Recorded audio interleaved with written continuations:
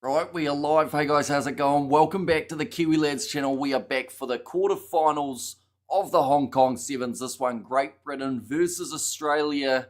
It's a very hard one to predict because Great Britain, they've gone pretty decently throughout this competition. Australia, they've had their ups and their downs. Getting a massive win over the South Africans in their second contest. They can continue playing like they did there. They will be an extremely hard side to beat. In this game, looking through at the starting lineup, it will be Henry Hutchinson, Matthew Gonzalez, Aiden Ikanayaki, Jaden Blake, Henry Patterson, Hayden Sargent, and also James Turner. For the Great British side, it will be Will Homer, Marcus Kershaw, Matt Davison, Morgan Williams, Jardine, I should say, Shelton Kerr, and also Harry Glover. So, of course, do let me know your predictions in the chat. Ladies and gents, currently 90 seconds remaining in New Zealand versus Brazil for their quarterfinal fixtures. So soon we will know, by the looks of it will be the Kiwis advancing in that department. And the winner of this game, I should mention, will face the winner of Argentina in their contest up against the... Who are they playing? Ireland. How did I forget the Irish? They are possibly the darkest horse of everyone who has made it through the quarterfinals. They are currently sitting at the bottom of the rankings. Black Ferns on fire, says Novmum. Yeah, they've looked very strong throughout their game up against Brazil. And Brazil are not an easy side to beat, so you do have to make sure you're on your A game when you do take to the field. But now only 45 seconds remaining of that contest, and I already mentioned one of the other quarterfinals that has taken place. That will be matchup between Argentina and Ireland. Alongside that, we also get to see Fiji versus Spain, and then France versus New Zealand. That will be the last of the quarterfinals. Following that, we've got 3 games of the URC back to back, so we have still got another maybe 8 hours or so of the commentary to come, and then also tomorrow with the semi-finals and whatnot, we are going to be back as well. We have got hello Hamish, yo boys, Aussies doing the business, says Ruth. And that's the thing, like I said, if they can play like they did in that second game, I honestly don't think anyone would be able to beat them. But the problem is, I don't think they're going to have that consistency to play that way week in, week out, or at least game in back to back. So you'll have to see how it goes. Time for some action on the field. Who's your pick, Hamish? The Aussies. I do think Aussie are the safe bet. They seem to have found a really nice mix in their starting lineup. Whereas for Great Britain, that's the thing. With the exception of losing one of their matches up against the Spanish, other than that, I do think that they could once again be a real contender in these quarterfinals. And we've got to remember, really early on, Great Britain, I believe, were actually doing quite well. Or it might have actually been at the end of last circuit. I'm so impressed, but Los Pumas are favourites, says Ruth. And yeah, they've been playing like favourites as well. Having a points differential of over 100 after only playing 3 matches. So New Zealand-Canada is confirmed for one of the semi-finals on the women's side of things. Australia-USA will be happening very shortly, and then France versus Japan is the other semi-final. But now we move on to the men's side of the draw. Australia versus Great Britain. The winner of this game will face Argentina or Ireland, so not exactly an easy run to the final for whoever gets the victory here. And then on the other side of things, it could be Fiji versus New Zealand in a semi, although every time we say something like that, normally it gets jinxed, and we never quite get to see that head-to-head. But now, 2 sides will be making their way out onto the field. If you haven't already, be sure to let me know your score prediction. Don't miss, or don't blink, or miss the action, says Ruth. And yeah, it's one of those games that, honestly, we're due for a low-scoring one. And I'm not 100% sure whether or not it's going to be this contest, or whether maybe it could be one of those other quarterfinals. In fact, I actually think New Zealand-France might be quite low scoring. Geelong up 48 against Brisbane, so yeah, really dominant by the sounds of it in that department. But we are now ready to go. Anyone who doesn't know the lineups, Will Homer, Kershaw, Davidson, Williams, Jardine, Shelton Kerr, and also Harry Glover for GB for New Zealand, for Australia. Having a shocker at the moment. We've got Hutchinson, Gonzalez, Ikanayaki, Jaden Blake, Henry Patterson, Hayden Sargent, and James Turner too. How is everyone, Hamish? Aussies 27-12. If I'm being honest, it's going to sound really bad to say, and I mean it in the nicest way possible. Not many people care about this quarterfinal. I do, of course, and I know quite a few of you regulars do, but in terms of the main event type of ones, they are waiting for Fiji to be in action for Los Pumas, another side that do often bring quite the crowd with them, but Australia can still be a very entertaining side to watch. Matthew Gonzalez, that's going to be the penalty going against Patterson early for rolling a little bit too far on the ground. Patterson is pumping. Says Ruth, are we always one injury away from becoming lost losers? Says Gatsonell. I mean, they are currently sitting at the top of the table, though, after the 5 legs, so they're going pretty well, you'd have to say. Kerr going off to the left-hand side. Homer sitting around the halfway line for GB. They have to strike early. That was close to a 4 pass. It's gone backwards. Sargent manages to claim, and it's going to be a foot race with him and Homer, but he goes on the inside to Henry Patterson, who may have had the early mistake and penalty against him, but now he's gone on to get the try early on in this match. And land down under, says Ruth. And afternoon, says Gatsonell. In there as well. But yeah, just a mistake. It was going to be a forward pass. It kind of looked like might have been the knock on from Sargent. Patterson, beautiful. Says Ruth. Yeah, pure speed from that man.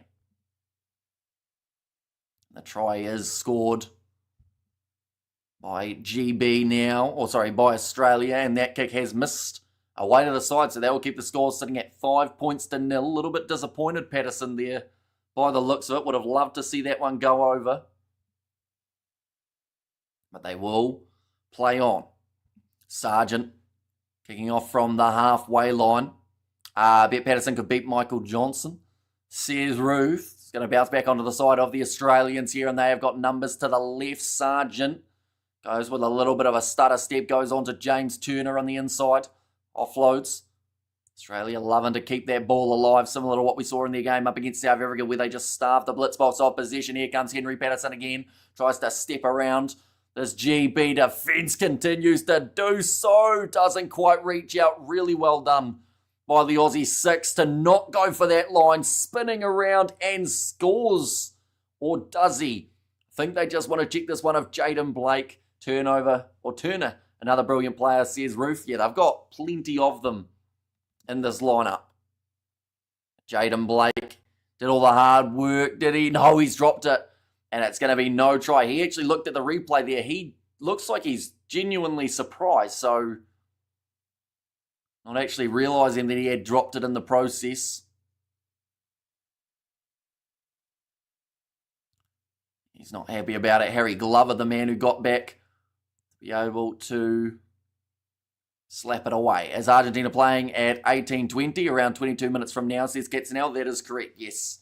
They are going head-to-head with the Irish. So it could be an interesting game. Ireland, some felt wouldn't even make it through to the quarterfinals, and I believe their points differential at the moment is about -24. But they are there. Score please, says Ruth, at the moment. Still sitting 5-0. GB now have the possession only about 10 metres out from their try line. Back across to the right. Got some handy enough players across this GB lineup. A great turnover in the breakdown from Jaden Blake. James Turner decides to take this one quickly. Goes across to Matt Gonzalez. A Kanayaki goes to Henry Hutchinson. One more. Patterson will get his double. Oh. But at what cost? Looks like a bit of a knee injury here for Henry Patterson, trying to run it off. Maybe just took a bit of a knock on the kneecap. But Australia just moving it right across the field. And then Henry Patterson, all he has to do is step inwards, which he does extremely well. But yeah, might have just slammed that knee on the ground. Chance here, Sargent does get it over. That's the thing, up against Argentina, if that is who makes their way forward, which at the moment seems the more likely, you have to get your conversions, because Argentina have been sensational off the kicking tee. Well, the drop kicking tee, I guess you could say. And good crowds tonight, almost packed stadium, says Blues Nate.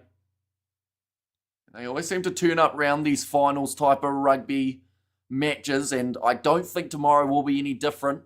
The South Stand in Hong Kong has a renowned name for being electric. I believe Rugby Itch is actually in there at the moment. A fantastic play, England not there. Sears Roof now, Australia going back across to this right-hand side. Henry Hutchinson finds Patterson. The Henrys linking up very nicely. The stadium is world class. Yeah, I know that the Uruguay coach said that he actually liked the old one better, but only because of the fact that the memories are there for that stadium, whereas this one is a little bit of uncharted territory. Uruguay recently getting beaten by South Africa, so probably not one to remember in that regard. James Turner steps in, steps out, and scores it in the corner. Australia now have 3 tries. And this is getting quite ugly, as just a bit more one-sided, I would say, than a lot of people would have liked to see for the first quarterfinal. Is this going to be setting the tone for the other matches, perhaps? It's really nicely done, though, by James Turner. Doing the skip around the outside. And it's now 3 tries on the board for the Australians. One moment, we all go like that and like that. There we go. Now chance to add the extra 2. And it is going to be missing away to the side. So still not quite nailing it off the kicking tee at the moment, the Australians. And like I said, if they can't get those extra points, that's where Argentina really make up the ground. Now, Henry Hutchinson going off to the left-hand side. Bit of a skip again from Hayden Sargent. Seemed to be his favourite move at the moment, is to just jump up in the air. Hutchinson goes across to James Turner again. Big fend on Charlton Kerr. Gets him round the bootlaces. Hutchinson keeping the ball alive here. GB, if they concede again before the halftime break, they are just going to be in a world of trouble. That's a big pickup tackle.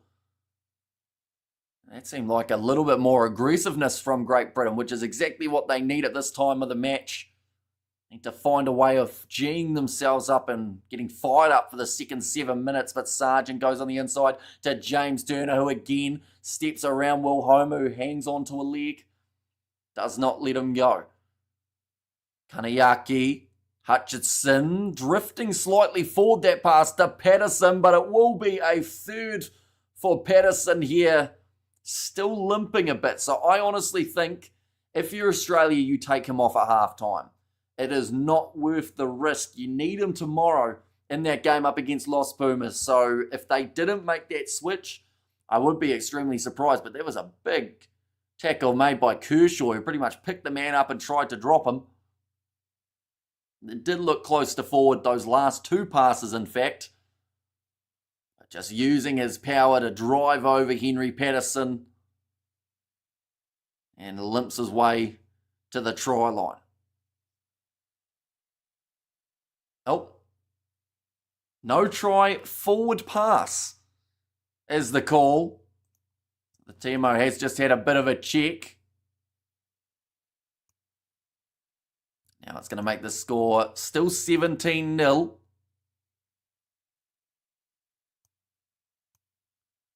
go like that. There we go. Yeah, about a metre forward for that pass to Henry Patterson. And capacity crowds 30 to 40k. Says Blues, Nate. So yeah, they can certainly hold a fair amount at the stadium, which is always terrific to see when it is a packed house. Yellow card for red player with off-field review, says Novmum. And Moon, that's 2 disallowed tries, says Ruth. We've had quite a few of them throughout the Sevens competition in terms of disallowed tries. Sadly, a lot of them getting ruled out.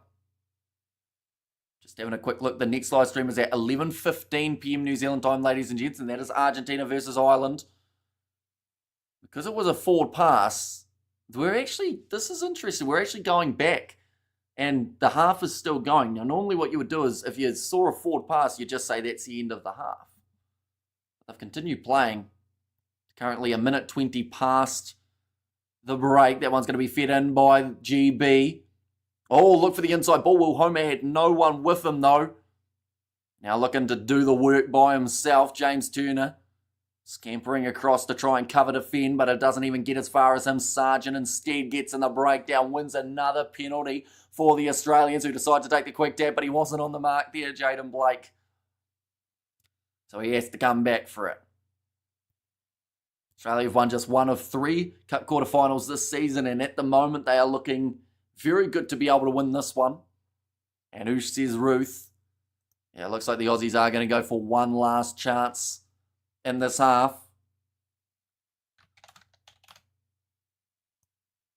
Now going off to the right-hand side, Hayden Sargent. Big bump off from Jaden Blake, although falls the wrong way, and GB give away another advantage. It's one-sided, says Ruth, and yeah, at the moment GB just can't catch a break. It would seem every breakdown they are getting penalised, and sometimes momentum can be a really brutal thing in a game of sevens. Australia passes one more on the outside. Matt Gonzalez this time goes to Patterson, and I still stick by my statement. He should be taken off with his injury. They aren't going to use the TMO for this one, and they will be able to lead at halftime now. 22 points to 0, still with another kick to come.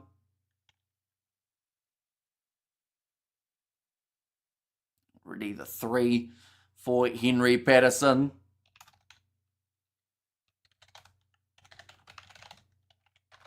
Right, we will go like this, and we will go like this as well.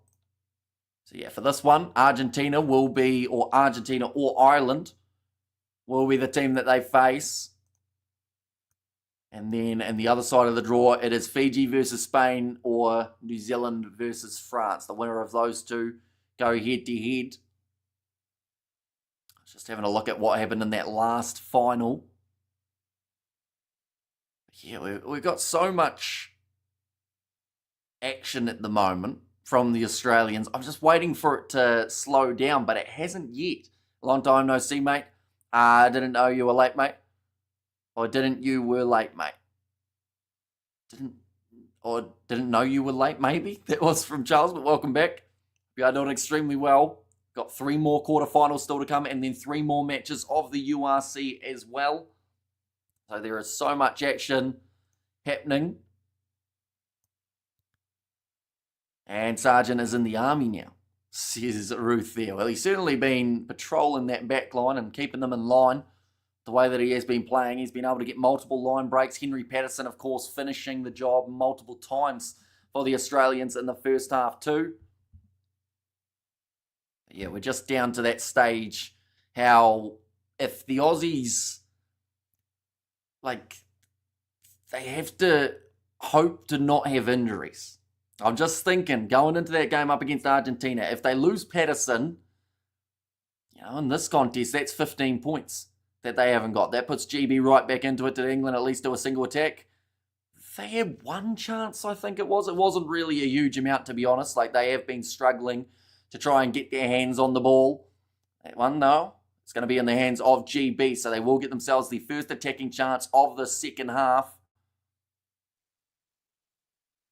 And again, another penalty won by Australia. GB, they look frustrated with the ref here because every breakdown has gone the Aussies' way. I've seen 3 penalties against GB, and that is not including the extra advantages that they have had against them. Glover just looks like he's sick of it, if we're being completely honest. He's going, today's just not going to be our day.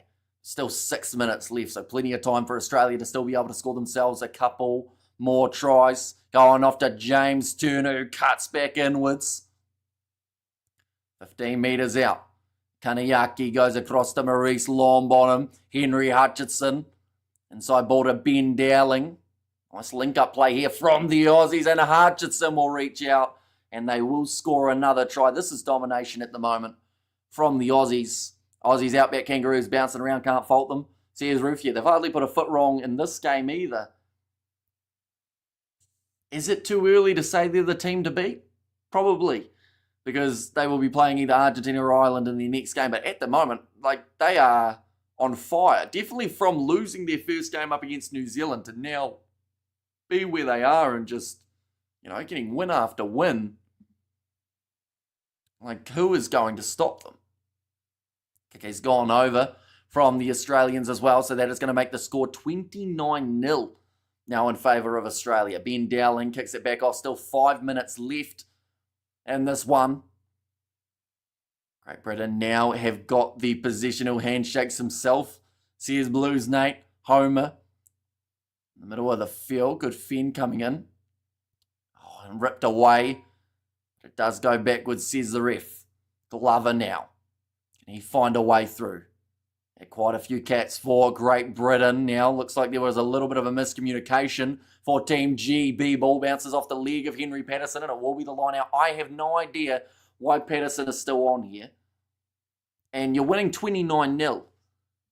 Like, in the nicest way possible, get him off. Because if he ends up injured and unable to play in that next game, Australia can only blame themselves. And I don't know whether or not they're trying to say, oh, he'll work his way through the injury. But, like, last game of the day, he's got a hat trick. You're not losing. And if you did from here, it's your own fault. Like, you got to take him off. He's slower and slower getting back to his feet every breakdown at the moment. He's probably only one more big shot away from having the breakdown of his limbs. Now Mason moved up to only about 15 metres out the line here for Great Britain. Good step. Oh, and almost getting penalised for leaving their feet. Jardine, or Jardine I should say. And there's another knock on from GB. Scoreboard kind of updated, ain't it? It is correct at the moment. Yep, 29-0 for the Australians. Patterson, his Iron Man, says Roof. Oh, now subs are being made. Is it going to be just for Great Britain, though? Or is it going to be... Okay, Henry Patterson now makes his way off. That was probably about 3 minutes too long. That's not a good scoreline, says Flesh. And yeah, really not great for GB, if we're being honest. But Australia, they've just looked really, really good in this one. Making it extremely tough. Tom Williams on this near side of the scrum. And he's gone down to his knee, which does bring the free kick for the Australians again. Maurice Longbottom going off to Dowling. Currently sitting around 22 metres out from their own line, getting out wide to James Turner, who loves a foot race. Hasn't really had too many breakaway opportunities throughout the last couple of matches. Kangaroos in just 10 minutes scores heaps. Says Charles, nice run from Maurice Longbottom. He's going to be all by himself, but I don't think they're going to catch him. No, they won't.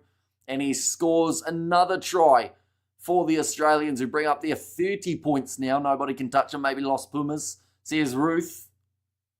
Yeah, I think Patterson versus Santiago Alvarez, the battle of the sixes. That would be pretty awesome. Although, once again, I am talking as if Ireland are not going to have any sort of chance up against Argentina. They have beaten Argentina before. It's just going to be really hard to do when the Argentines have already scored over 115 points across their games. I like everyone blaming this on the English, says Fleshen.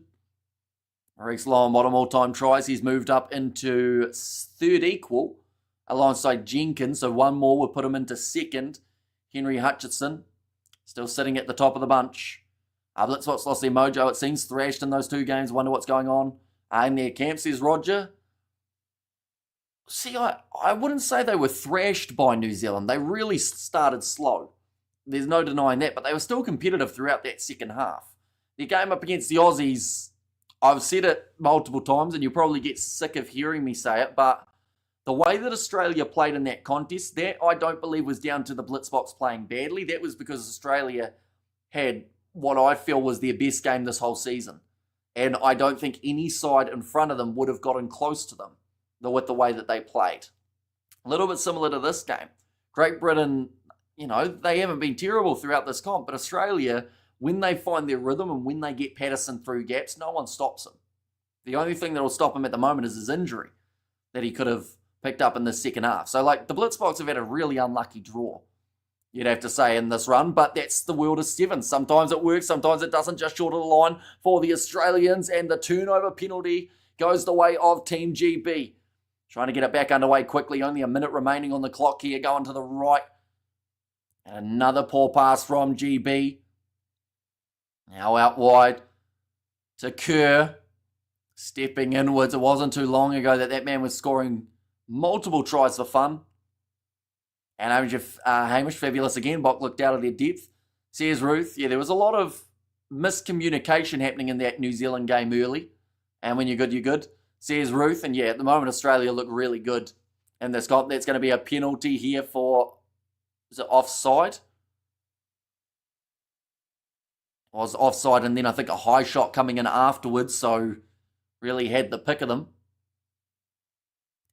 Now, ball is still there for Great Britain. 18 seconds to break the nil. Good kick him on from Charlton Kerr. Got it off the side of the boot. Manages to grab it, but I think he might have knocked it on in the process, but it's going to sit up for the Australians anyway.